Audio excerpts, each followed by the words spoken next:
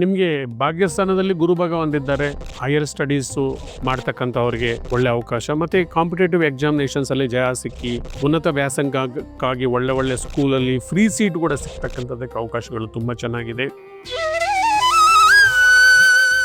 ಓಂ ಶ್ರೀ ಗಣೇಶಾಯ ನಮಃ. ಓಂ ಶ್ರೀ ಗುರುಭ್ಯೋ ನಮಃ. ಓಂ ಶ್ರೀ ಸರಸ್ವತೇ ನಮಃ. ಮಾತೃದೇವೋ ಭವ. ತತ್ವಮಸಿ ಚಾನಲ್ ಪ್ರೇಕ್ಷಕರಿಗೆ ನಿಮ್ಮ ವೆಂಕಟರಾಘವನ್ ಮಾಡ್ತಕ್ಕಂಥ ನಮಸ್ಕಾರಗಳು. ಪ್ರೇಕ್ಷಕರೇ, ಇದು ಉಡುಪಿ ನ್ಯೂಮರಾಲಜಿ ಅಂಡ್ ಅಸ್ಟ್ರಾಲಜಿ ಕಾರ್ಯಕ್ರಮ ಮಾಸ ಭವಿಷ್ಯ.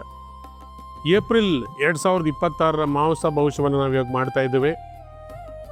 ಇದಕ್ಕೆ ಮೊದಲು ಗ್ರಹಗಳ ಚಲನೆ ಯಾವ ಥರ ಇದೆ, ಯಾವ ರಾಶಿಯಲ್ಲಿ ಯಾವ ಗ್ರಹಗಳಿದ್ದಾವೆ ಅಂತಕ್ಕಂಥ ಒಂದು ಕ್ವಿಕ್ ಲುಕ್ಕನ್ನು ನೋಡ್ಕೊಂಡು ಬರೋಣ ಬನ್ನಿ. ಮೊದಲನೇದಾಗಿ ಗುರು ಭಗವಾನರು ಯಥಾಸ್ಥಿತಿ ಮಿಥುನ್ ರಾಶಿಯಲ್ಲಿದ್ದಾರೆ. ಕೇತು ಭಗವಾನರು ಸಿಂಹ ರಾಶಿಯಲ್ಲಿದ್ದಾರೆ. ಹಾಗೆ ಕುಂಭರಾಶಿಯಲ್ಲಿ ರಾಹು ಭಗವಾನರಿದ್ದರೆ, ಮೀನರಾಶಿಯಲ್ಲಿ ಶನಿ ಭಗವಾನರ ಜೊತೆಗೆ ಕುಜ ಬುಧ ಒಟ್ಟಿಗೆ ಇದ್ದಾರೆ.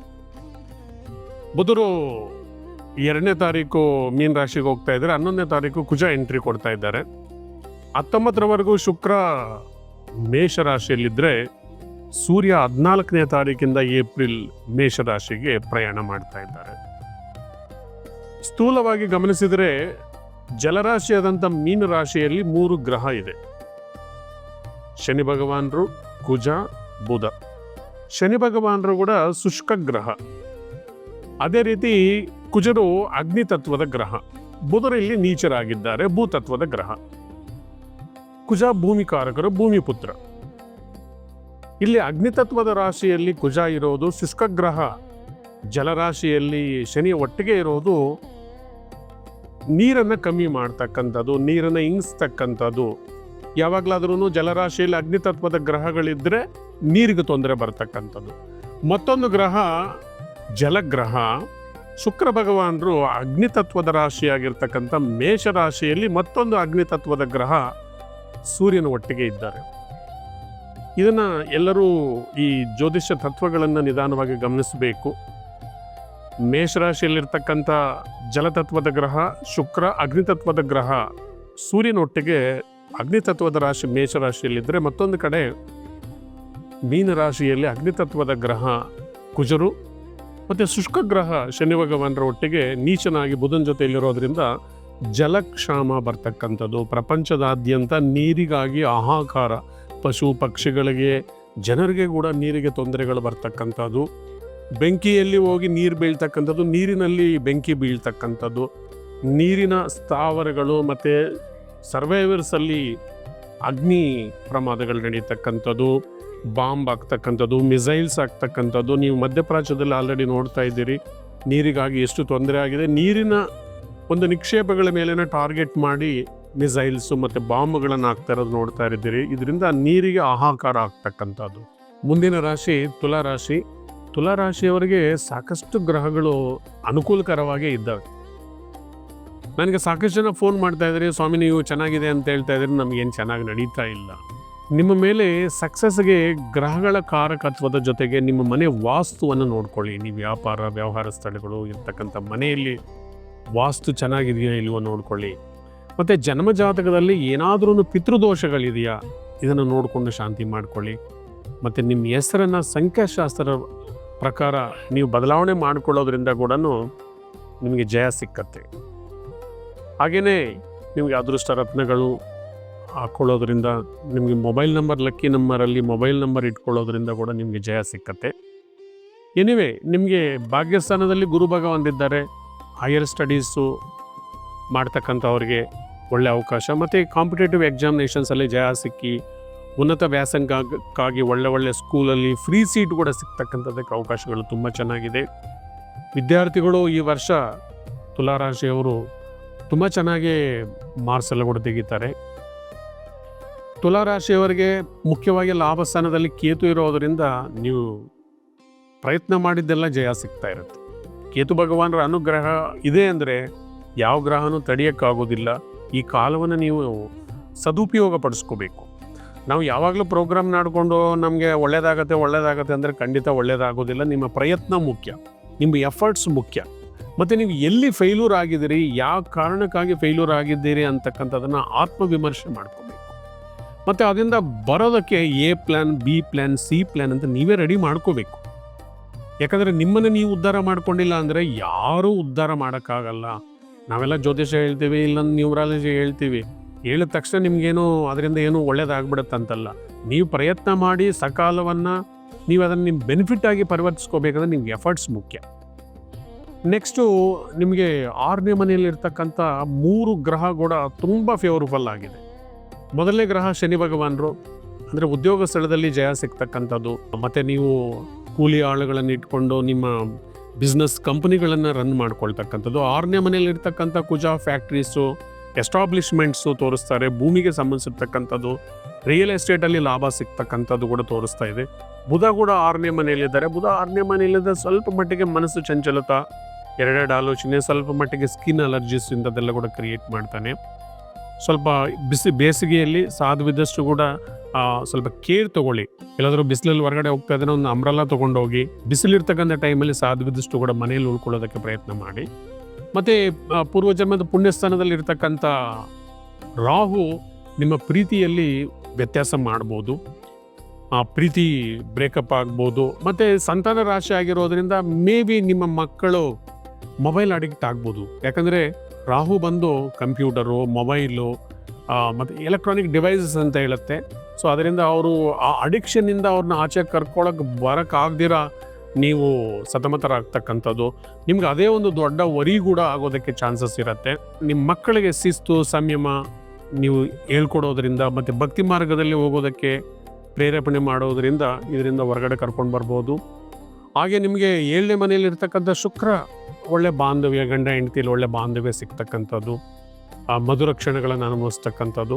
ಸೂರ್ಯ ಕೂಡ 7ನೇ ಮನೆಯಲ್ಲಿದ್ದರೆ ಒಂದೊಂದು ಸರ್ತಿ ವ್ಯಾಪಾರದಲ್ಲಿ ಬಂದಿರತಕ್ಕಂಥ ಲಾಭಕ್ಕಾಗಿ ಪಾರ್ಟ್ನರ್ಸ್ ಕಿತ್ತಾಡ್ಕೊಳ್ತಕ್ಕಂಥದ್ದು, ಅಥವಾ ಬಂದಿರತಕ್ಕಂಥ ಹಣವನ್ನು ಮನೆಯಲ್ಲಿ ಎಕ್ಸ್ಪೆಂಡಿಚರ್ಸ್ಗಾಗಿ ನೀವು ಒಂದೊಂದು ಸರ್ತಿ ಕೊಡಬೇಕಾಗಿರ್ತಕ್ಕಂಥ ಪರಿಸ್ಥಿತಿ ಕೂಡ ಕ್ರಿಯೇಟ್ ಆಗ್ತಾ ಇರುತ್ತೆ. ಬಟ್ ಸಮಸ್ಯೆಗಳು ಚಿಕ್ಕದಾಗೇ ಇದ್ದಾವೆ. ಈ ಇರ್ತಕ್ಕಂಥ ಒಳ್ಳೆ ಕಾಲವನ್ನು ನೀವು ನಿಮ್ಮ ಪರವಾಗಿ ಅದನ್ನು ಬಳಸ್ಕೊಳ್ಳಿ. ರಾಹುನ ಹೊಲಿಸ್ಕೋಬೇಕಂದ್ರೆ ಪ್ರತಿ ಶನಿವಾರ ಒಂದು ಇಡಿಯಷ್ಟು ಉದ್ದು, ಎಲೆ ಅಡಿಕೆ, 4 ರೂಪಾಯಿ ದಕ್ಷಿಣೆಯನ್ನು ನೀವು ರಾಹು ಗ್ರಹಕ್ಕೆ ಇಟ್ಬಿಟ್ಟು ಮತ್ತು ಪ್ರದಕ್ಷಿಣೆ ಮಾಡ್ತಾ ಬಂದಿದ್ದರೆ ರಾಹು ತುಂಬ ಚೆನ್ನಾಗಿ ಸಪೋರ್ಟ್ ಮಾಡ್ತಾರೆ. ಪ್ಲಸ್ ನೀವು ಎಲ್ಲಾದರೂ ಹೋಗೋಕ್ಕೆ ಮೊದಲು ಹನುಮಾನ್ ಟೆಂಪಲಲ್ಲಿ ಕರ್ಪೂರವನ್ನು ಹಚ್ಚಿ ಇಂಪಾರ್ಟೆಂಟ್ ಕೆಲಸಕ್ಕೆ ಹೋಗಿದರೆ ಡೆಫಿನೆಟ್ ಆಗಿ ಆ ರಾಹು ನಿಮಗೆ ಸಪೋರ್ಟ್ ಮಾಡ್ತಾರೆ. ಓವರಾಲ್ ಆಗಿ ಈ ತಿಂಗಳು ಚೆನ್ನಾಗಿದೆ. ನಿಮ್ಮ ಪ್ರಯತ್ನನೇ ಮುಖ್ಯ ಇಲ್ಲಿ. ನೀವು ಪ್ರಯತ್ನ ಇದ್ದರೆ ಜಯ ಸಿಕ್ಕತ್ತೆ. ಸ್ಟೂಡೆಂಟ್ಸ್ ಕೂಡ ಚೆನ್ನಾಗಿದೆ, ಒಳ್ಳೊಳ್ಳೆ ಸ್ಕೂಲು ಕಾಲೇಜಲ್ಲಿ ಎಂಟ್ರಿ ಕೂಡ ಸಿಗ್ತಾ ಇದೆ. ಒಳ್ಳೆಯದಾಗಲಿ. ಈ ಕಾರ್ಯಕ್ರಮ ಮುಗಿಯೋಕ್ಕೆ ಮೊದಲು ನಮಗೆ ಒಂದು ಅದ್ಭುತವಾದ ಒಂದು ಟಿಪ್ಸನ್ನು ಕೊಡ್ತಾ ಇದ್ದೀನಿ ಪ್ರೇಕ್ಷಕರೇ. ಇವತ್ತು ಒಂದು ಸ್ಪೆಷಲ್ ಟಿಪ್ಸಿನೊಂದಿಗೆ ನಾನು ಬಂದಿದ್ದೇನೆ. ಸ್ವಲ್ಪ ವಾಸ್ತು ಟಿಪ್ಸು ತಿಳ್ಕೊಳ್ಳೋಣ ಬನ್ನಿ. ಯಾವಾಗಲೂ ನಾವು ಅಸ್ಟ್ರಾಲಜಿ ಮತ್ತು ನ್ಯೂಮರಾಲಜಿ ಟಿಪ್ಸನ್ನು ತಿಳ್ಕೊಳ್ತಾ ಇದ್ದೀವಿ, ಆದರೆ ವಾಸ್ತು ವಿಚಾರವಾಗಿ ನಾವು ಹೆಚ್ಚು ವಿವರವಾಗಿ ಎಲ್ಲೂ ಡಿಸ್ಕಸ್ ಮಾಡಿಲ್ಲ. ಚಿಕ್ಕ ಚಿಕ್ಕ ಟಿಪ್ಸನ್ನು ಹೇಳ್ತೀನಿ, ಅದು ನಿಮಗೆ ದಿನನಿತ್ಯದ ಜೀವನದಲ್ಲಿ ನೀವು ಬದಲಾವಣೆಗಳು ಮಾಡಿಕೊಂಡಿದ್ರೆ ಅದ್ಭುತ ಫಲಗಳು ಸಿಕ್ಕತ್ತೆ ಸ್ನೇಹಿತರೆ. ಹಾಗಾದರೆ ಮೊದಲನೇದಾಗಿ ಮನೆಯಲ್ಲಿ ಫೋಟೋಗಳಲ್ಲಿರಬೇಕು ಅಂತ. ಮಕ್ಕಳ ಫೋಟೋಗಳನ್ನು ಅಪ್ಪಿತಪ್ಪಿ ಕೂಡ ದಕ್ಷಿಣದ ಗೋಡೆಗೆ ಹಾಕಬೇಡಿ. ಯಾವುದೇ ಮನೆ ಸದಸ್ಯರ ಫೋಟೋಗಳನ್ನು ಕೂಡ ದಕ್ಷಿಣದ ಗೋಡೆಗೆ ಹಾಕ್ತಕ್ಕಂಥದ್ದು ಶ್ರೇಷ್ಠವಲ್ಲ. ಮಕ್ಕಳ ಫೋಟೋವನ್ನು ಸಾಧ್ಯವಿದ್ದಷ್ಟು ಕೂಡ ವೆಸ್ಟ್ ವಾಲ್ಗೆ ಹಾಕಿ. ಪಶ್ಚಿಮದ ಗೋಡೆ ಮೇಲೆ ನೀವು ಫೋಟೋಗಳನ್ನು ಹಾಕೋದ್ರಿಂದ ಉತ್ತರ ಈಶಾನ್ಯ ಮತ್ತು ಪೂರ್ವ ಈಶಾನ್ಯದಿಂದ ಬರ್ತಕ್ಕಂಥ ಕಾಸ್ಮಿಕ್ ಎನರ್ಜಿ, ದೈವ ಶಕ್ತಿ ಆ ಫೋಟೋಗೆ ಸಿಕ್ಕಿ ಮಕ್ಕಳಲ್ಲಿ ವಿದ್ಯೆ, ಬುದ್ಧಿ, ಮೇಧಾಶಕ್ತಿಗೆ ಇಂಪ್ರೂವ್ ಆಗಲಿಕ್ಕೆ ತುಂಬ ಅನುಕೂಲ ಆಗುತ್ತೆ. ಮತ್ತು ಯಾರಾದರೂ ಕಾಲವಾಗಿದ್ದರೆ, ತೀರ್ಕೊಂಡಿದ್ರೆ ಹಿರಿಯರ ಫೋಟೋಗಳನ್ನು ಯಾವಾಗಲೂ ಕೂಡ ದಕ್ಷಿಣ ದಿಕ್ಕಿಗೆ ಹಾಕಿ. ದಕ್ಷಿಣ ದಿಕ್ಕು ಪಿತೃದೇವತೆಗಳ ದಿಕ್ಕು, ಮತ್ತು ಅದಕ್ಕಾಗಿ ಇದು ಯಮಲೋಕ ಅಥವಾ ಯಮಧರ್ಮ ಕೂಡ ರೂಲ್ ಮಾಡ್ತಾನೆ ಅಂತ ಹೇಳ್ತೀವಿ. ಅದರಿಂದ ಹಿರಿಯರ ಫೋಟೋಗಳನ್ನು ಲಿವಿಂಗ್ ಹಾಲಲ್ಲಿ, ಎಲ್ಲಂದ್ರೆ ಎಲ್ಲ ಹಾಕೋಕೆ ಹೋಗಬೇಡಿ, ಲಿವಿಂಗ್ ಹಾಲಲ್ಲಿ ದಕ್ಷಿಣದ ಗೋಡೆಗನ್ನು ಹಾಕಿ. ಅದೇ ರೀತಿ ಗಂಡ ಹೆಂಡತಿ ಸಂಬಂಧಗಳು ಚೆನ್ನಾಗಿರ್ಬೇಕಂದ್ರೆ ಯಾವತ್ತೂ ಕೂಡ ಆಗ್ನೇಯ ಮೂಲೆಯಲ್ಲಿ ಗಂಡ ಹೆಂಡತಿ ಫೋಟೋಗಳನ್ನು ಹಾಕಬೇಡಿ. ಅಗ್ನಿಮೂಲೆಯಲ್ಲಿ ನೀವು ಹಾಕೋದ್ರಿಂದ ಆ ಫೈರಿಂದ ಸಂಬಂಧಗಳು ಹಾಳಾಗೋದಕ್ಕೆ ಚಾನ್ಸಸ್ ಇರುತ್ತೆ. ಅದರಿಂದ ಯಾವಾಗಲೂ ಕೂಡ ನೈಋತ್ಯ ಮೂಲೆಯಲ್ಲಿ ಗಂಡ ಹೆಂಡತಿ ನಗ್ನಗ್ತಾ ಇರ್ತಕ್ಕಂಥ ಫೋಟೋವನ್ನು ನಿಮ್ಮ ಲಿವಿಂಗ್ ಹಾಲಲ್ಲಿ ನೀವು ಯಾವಾಗಲೂ ಕೂಡ ನೈಋತ್ಯ ಮೂಲೆ, ಸೌತ್ ವೆಸ್ಟ್ ಕಾರ್ನರಲ್ಲಿ ನೀವು ಇಡೋದ್ರಿಂದ, ಜೊತೆಗೆ ಏನಾದರೂ ನೀವು ಲವ್ ಬರ್ಡ್ಸ್ ಫೋಟೋ ಕೂಡ ಇಡೋದ್ರಿಂದ ಗಂಡ ಹೆಂಡತಿಯಲ್ಲಿ ಸಂಬಂಧ ಚೆನ್ನಾಗಿ ಸಿಕ್ಕಿ ದೇವಮೂಲೆಯಿಂದ ಬರತಕ್ಕಂಥ ಕಾಸ್ಮಿಕ್ ಎನರ್ಜಿ ಆ ಫೋಟೋಗಳಿಗೆಲ್ಲ ಸೇರಿ ದಾಂಪತ್ಯ ಜೀವನದಲ್ಲಿ ಅನ್ಯೋನ್ಯತೆ ಚೆನ್ನಾಗಿ ಬಂದು ಸುಖ ಸಂಸಾರವನ್ನು ನೀವು ರೂಲ್ ಮಾಡ್ಬೋದು. ಹಾಗೆಯೇ ನಿಮ್ಮ ಮನೆಯಲ್ಲಿ ಫೋಟೋಗಳು ಕೂಡ, ದೇವರ ಫೋಟೋಗಳು ಕೂಡ ಯಾವುದೇ ಕಾರಣಕ್ಕೂ ದಕ್ಷಿಣ ಗೋಡೆಗೆ ನಿರ್ಮಿಸ್ತಕ್ಕಂಥದ್ದು ಶ್ರೇಷ್ಠ ಅಲ್ಲ.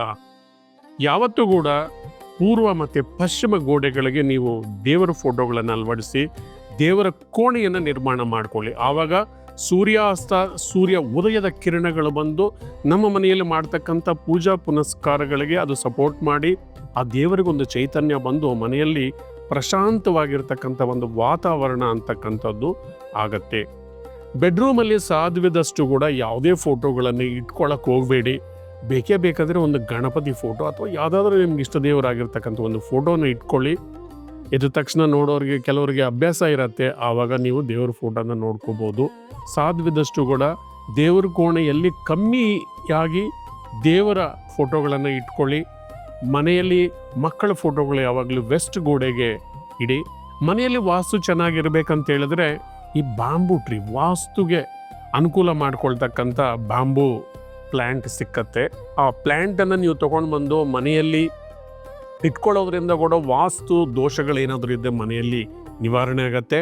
ಮೇನ್ ಡೋರ್ಗೆ ಎದುರುಗಡೆ ಎಡಮುರಿ ಗಣಪತಿಯನ್ನು ನೀವು ನಿರ್ಮಾಣ ಮಾಡಿಕೊಂಡಿದ್ರೆ, ಒಂದು ಫೋಟೋ ಅಥವಾ ಏನಾದರೂ ಒಂದು ವಿಗ್ರಹ ನೀವು ಅಲ್ಲಿ ಇಟ್ಕೊಂಡಿದ್ರೆ ಮನೆಯಲ್ಲಿರ್ತಕ್ಕಂಥ ದೋಷಗಳು ನಿವಾರಣೆ ಆಗಿ ಮನೆ ಹೊರಗಡೆಯವರು ಮನೆ ಒಳಗಡೆ ಬಂದ ತಕ್ಷಣ ಗಣಪತಿ ಮೇಲೆ ಅದೃಷ್ಟಿ ಬಂದು ಆ ದೃಷ್ಟಿ ದೋಷ ನಿವಾರಣೆಗಳಾಗತ್ತೆ. ಮತ್ತು ಮನೆಯಲ್ಲಿ ಕನ್ನಡಿ ಯಾವುದೇ ಕಾರಣಕ್ಕೂ ಕೂಡ ದಕ್ಷಿಣ, ಪಶ್ಚಿಮ, ಪೂರ್ವದಲ್ಲಿ ನಿರ್ಮಾಣ ಮಾಡ್ಕೊಳ್ಳೋಕೆ ಹೋಗಬೇಡಿ. ಸಾಧ್ಯವಿದ್ದಷ್ಟು ಕೂಡ ಉತ್ತರ ಗೋಡೆಗೆ ಯಾವಾಗಲೂ ಕೂಡ ಮಿರರ್ಸ್ ಇರಬೇಕು. ಹಾಗೆಯೇ ವಾಲ್ ಕ್ಲಾಕ್ ಕೂಡ ಉತ್ತರಕ್ಕಿದ್ರೆ ತುಂಬ ಅದೃಷ್ಟ ಬರುತ್ತೆ ಅಂತ ವಾಸ್ತುಶಾಸ್ತ್ರ ಹೇಳುತ್ತೆ. ಸ್ನೇಹಿತರೆ, ಹೀಗೆ ಮನೆಯಲ್ಲಿ ನೀವು ಅದೃಷ್ಟ ಬರಲಿಕ್ಕೆ ಸಾಕಷ್ಟು ಜನ ಆಮೆಗಳನ್ನು, ಮೆಟಲ್ ಅಥವಾ ಫೈಬರ್ ಆಮೆಗಳನ್ನು ಮನೆಯಲ್ಲಿ ಇಟ್ಕೊಂಡಿರ್ತಾರೆ. ಯಾವಾಗಲಾದರೂ ಮನೆಯಿಂದ ಆಚೆ ಹೋಗೋ ಥರ ಆಮೆಯನ್ನು ಇಟ್ಕೊಳ್ಳೋಕೆ ಹೋಗಬೇಡಿ. ನಿಮ್ಮ ಅದೃಷ್ಟವನ್ನು ಆಚೆ ಕರ್ಕೊಂಡು ಹೋಗುತ್ತೆ.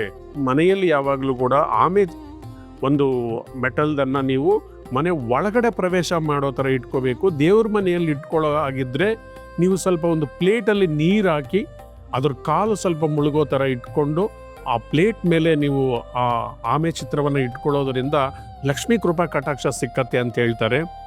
ಆದರೆ ಆಮೆ ಉಂಗುರವನ್ನು ಎಲ್ಲರೂ ಹಾಕ್ಕೊಳ್ಳೋಕೆ ಹೋಗಬಾರ್ದು. ಯಾರೇ ಆಗಲಿ, ಕನ್ಯಾ ರಾಶಿಯವರು, ವೃಶ್ಚಿಕ ರಾಶಿಯವರು, ಮೀನ ರಾಶಿಯವರು ಅಪ್ಪಿತಪ್ಪಿ ಕೂಡ ಆಮೆ ಉಂಗುರವನ್ನು ಹಾಕ್ಕೊಂಡಿದ್ರೆ ನಿಮಗೆ ಅನುಕೂಲಗಳಿಗಿಂತ ಅನಾನುಕೂಲಗಳೇ ಹೆಚ್ಚಾಗ್ತಾ ಇರುತ್ತೆ. ಹೀಗೆ ಮನೆಯಲ್ಲಿ ಚಿಕ್ಕ ಚಿಕ್ಕ ಬದಲಾವಣೆಗಳನ್ನು ಮಾಡಿಕೊಳ್ಳೋದ್ರಿಂದ ನಿಮ್ಮ ಮನೆಯಲ್ಲಿ ಪಾಸಿಟಿವ್ ಎನರ್ಜಿ ಅಂತಕ್ಕಂಥದ್ದು ಬರುತ್ತೆ. ನಿಮ್ಮ ಮನೆಯಲ್ಲಿ ಪಶ್ಚಿಮದ ಗೋಡೆಗಳಿಗೆ ನೀವೇನಾದರೂ ಬೆಟ್ಟದ ಚಿತ್ರಗಳು, ಮರಗಳಿರ್ತಕ್ಕಂಥ ದೊಡ್ಡ ದೊಡ್ಡ ಮರಗಳಿರ್ತಕ್ಕಂಥ ಚಿತ್ರಗಳು ಹಾಕೋದ್ರಿಂದ ನಿಮ್ಮನ್ನು ಕೆಳಗಡೆ ಬೀಳ್ದಿರೋ ಆರ್ಥಿಕವಾಗಿ ಅದನ್ನು ನಿಮ್ಮನ್ನು ತಡೀತಾ ಇರುತ್ತೆ. ಉತ್ತರ ದಿಕ್ಕಲ್ಲಿ ನೀಲಿ ಬಣ್ಣ ಅಥವಾ ವಾಟರ್ ಪೇಂಟಿಂಗ್ಸ್ ಇರ್ತಕ್ಕಂಥ ಚಿತ್ರಗಳನ್ನು ನೀವು ಅಳವಡಿಸ್ಕೊಳ್ಳಿ. ಅದೇ ರೀತಿ ಆಗ್ನೇಯ ದಿಕ್ಕಲ್ಲಿ, ಪೂರ್ವದಲ್ಲಿ ಸ್ವಲ್ಪ ಸೂರ್ಯನಿಗೆ ಸಂಬಂಧಿಸಿರ್ತಕ್ಕಂಥ ಆರೆಂಜು ಅಥವಾ ರೋಸ್ ಕಲರ್ ಇರ್ತಕ್ಕಂಥ ಚಿತ್ರಗಳನ್ನು ನೀವು ಅಳವಡಿಸ್ಕೊಳ್ಳೋದ್ರಿಂದ ನಿಮಗೆ ತುಂಬ ಅನುಕೂಲಗಳಾಗತ್ತೆ ಅಂತ ಹೇಳ್ತಾ ಈ ಏಪ್ರಿಲ್ ತಿಂಗಳ ಕಾರ್ಯಕ್ರಮವನ್ನು ನಾವು ಮುಕ್ತಾಯ ಮಾಡ್ತಕ್ಕಂಥ ಹಂತಕ್ಕೆ ತಲುಪಿದ್ದೀವಿ. ಬರೋ ತಿಂಗಳು ಕೂಡ ನಿಮಗೆ ಮತ್ತಷ್ಟು ಹೊಸ ಹೊಸ ವಿಚಾರಗಳನ್ನು ನಾನು ಹೇಳಕ್ಕೆ ಬರ್ತೀನಿ. ಅಲ್ಲಿವರೆಗೂ ನಮಸ್ಕಾರ, ಧನ್ಯವಾದಗಳು. Thank you very much.